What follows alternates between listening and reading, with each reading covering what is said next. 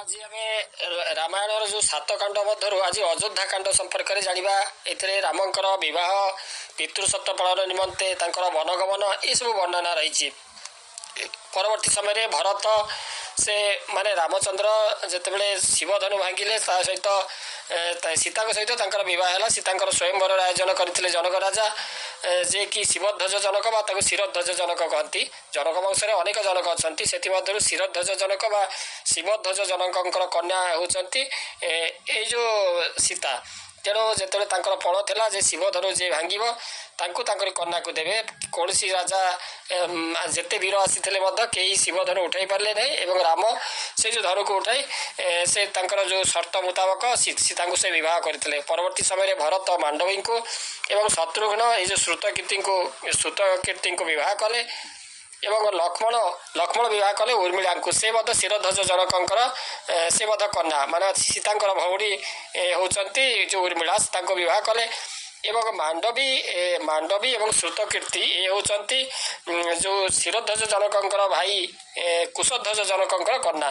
तेणु से दुई को ये जो भरत एवं शत्रुघ्न बह कले। यही भाव में राजा जनक कन्या एवं राजा दशरथ पुत्र मान बह ये महा आडंबर समाहित होगापर समस्ते अयोध्या को फेरिले।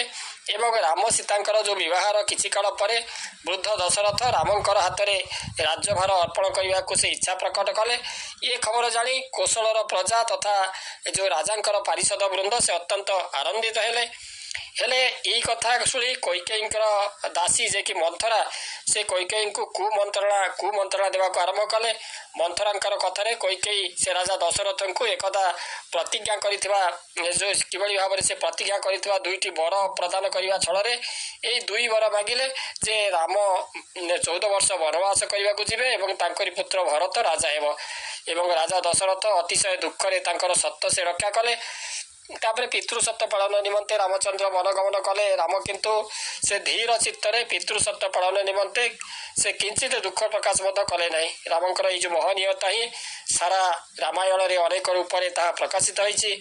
रामंकर सत्य बारण सत्ते वनवास बेले रामंकर अनुसरण करने देवी सीता एवं भ्राता लक्ष्मण से जावाई इच्छा प्रकाश कले। रामंकर बारणर उत्तर में सीता कहती जे आपणकर पाद जो वन प्रदेश में पड़ो ताहा मो पई हेब अयोध्या आपणकर बिना अयोध्या मो पई नरक सदृश। इतिमध्य भरत जे कि मातुलंकर गृह को भूली जाइथिले ये खबर शुणी से गभीर दुख प्रकाश कले एवं राजा हेबार सुजोग परित्याग करी से भ्राता श्रीराम को देखा करने से वनगमन करी राम को देखा कले। एवं राम को बहुत अनुनय विनय पूर्वक फेरी आसवाक एवं राज्यभार ग्रहण करने को आकुल प्रार्थना कले। किंतु राम पितृसत्व पालन निमंते समस्त अनुरोध को प्रत्याख्यान करी वनवास पूर्वर से राज्य को फेरिया से मना करते। 14 वर्ष वनवास पूर्वर से केवल राज्य को फेरी पारे ना।